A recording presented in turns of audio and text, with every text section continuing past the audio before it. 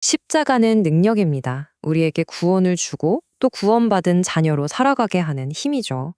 오늘은 이 십자가의 능력을 우리 삶에 온전히 연결하는 그 비결, 바로 순종에 대해 깊이 들여다보겠습니다.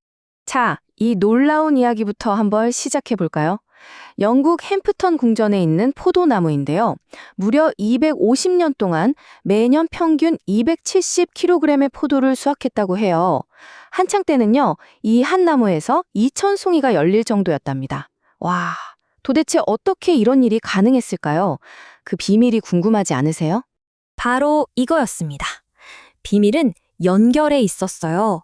이 포도나무는요, 보이지 않는 뿌리를 수백 미터나 뻗어서 근처 템스강의 풍부한 영양분이랑 수분을 직접 빨아들였던 거예요. 정말 중요한 건 이렇게 풍성한 공급처와 연결되는 거죠. 우리도 똑같습니다. 공급자 되시는 하나님과 연결될 때 십자가의 완전한 능력으로 살아갈 수 있는 거예요. 그럼 어떻게 그분과 연결될 수 있을까요? 네, 바로 그 연결의 열쇠가 순종입니다. 가나안 정복을 앞둔 여호수아를 한번 생각해 보세요. 그는 자신의 무능함 때문에 두려워서 떨었죠. 그때 하나님께서 주신 해법이 뭐였나요? 바로 말씀을 지켜 행하라는 순종의 명령이었습니다. 이 슬라이드가 바로 그걸 보여줘요. 순종이라는 이 열쇠가 우리의 능력 없음이라는 자물쇠를 열고 전능하신 하나님의 능력에 연결시켜주는 생명선이 되는 거죠. 그런데 여기서 우리 스스로에게 한번 솔직하게 물어봐야 해요. 나의 순종은 과연 어떤 모습일까요? 혹시 반쪽짜리 순종은 아닐까요? 예를 들면 주일 예배는 드리지만 삶의 현장에서 정직하라는 말씀은 슬쩍 외면하고 있진 않나요? 용서하라는 말씀은 너무 부담스러워서 모른 척하고 사랑하라는 말씀은 내가 좋아하는 사람에게만 적용하고 있지는 않은지, 이게 바로 우리가 경계해야 할 편리한 순종입니다. 이 표를 보면 그 차이가 아주 명확해져요. 바리새인들의 순종은 나에게서 시작해서 하나님을 저 멀리 있는 두려운 재판관으로 여기는 일종의 의무감에서 나왔거든요. 그 결과는 생명 없는 종교 행위뿐이었죠. 하지만 예수님의 순종은 완전히 달랐습니다. 하나님을 아빠, 아버지라고 부르는 친밀한 사랑의 관계에서 시작됐고 그 동기는 오직 사랑이었어요. 그 결과는 생명을 살리는 풍성한 열매였고요. 여러분의 순종은 어느 쪽에 더 가까우신가요? 어떤 목사님의 경험담이 이 점을 아주 잘 설명해 주는데요. 실수로 가을에 감나무 가지를 잘랐는데 몇 주 뒤에 보니까 그 잘린 가지에 빨갛게 익은 맛있는 감이 열려 있더라는 겁니다. 나무에서 떨어져도 열매를 맺는구나 하고 착각할 수 있잖아요. 하지만 그 이유는 어땠을까요? 더 이상 생명을 공급받지 못해서 완전히 말라 죽고 말았죠. 그래서 주님이 이렇게 말씀하신 겁니다. 나를 떠나서는 너희가 아무것도 할 수 없음이라. 주님과의 인격적인 관계를 떠나서 얻은 성공, 다른 사람들의 인정, 내가 쌓아 올린 재물, 이게 다 저 잘린 가지의 열매와 같아요. 잠깐은 달콤하고 그럴듯해 보이지만 결국엔 메마르고 아무것도 남지 않게 되는 거죠.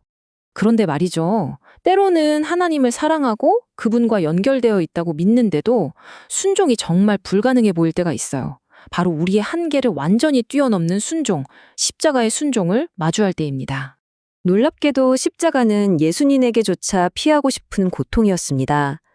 땀방울이 핏방울이 되도록 고뇌하시면서 이 잔을 거두어 달라고 통곡하셔야만 했죠.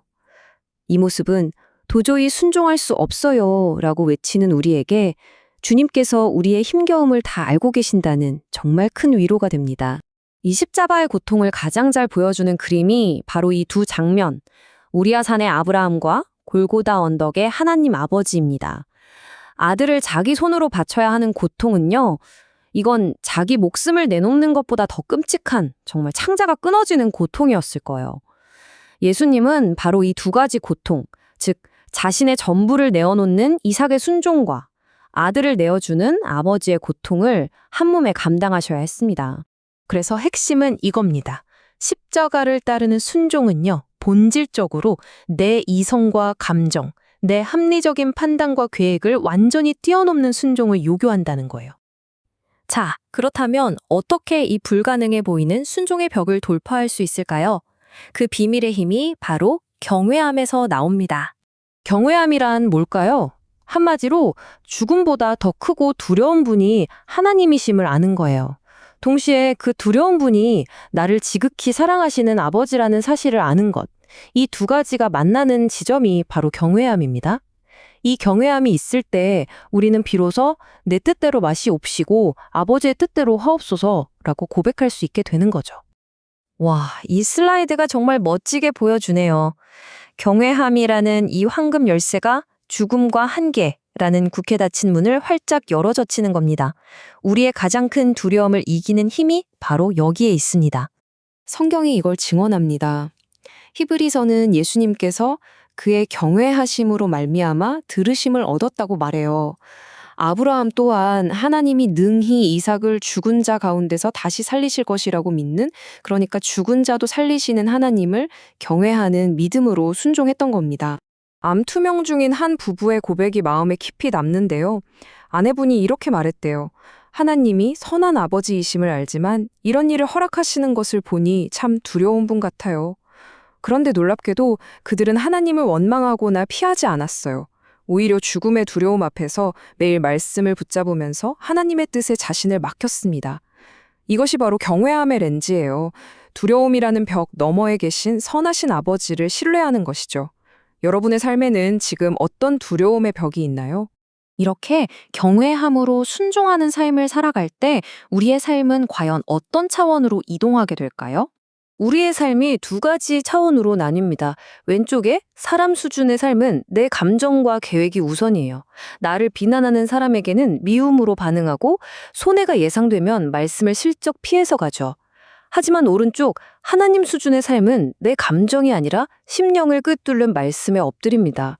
상처를 받아도 원수를 사랑하라는 말씀에 순종하려고 애쓰고 내 계획이 무너져도 모든 것이 합력하여 선을 이룬다는 약속을 신뢰하는 거죠. 하지만 이런 믿음은 하루아침에 짠 하고 생기는 게 아니에요.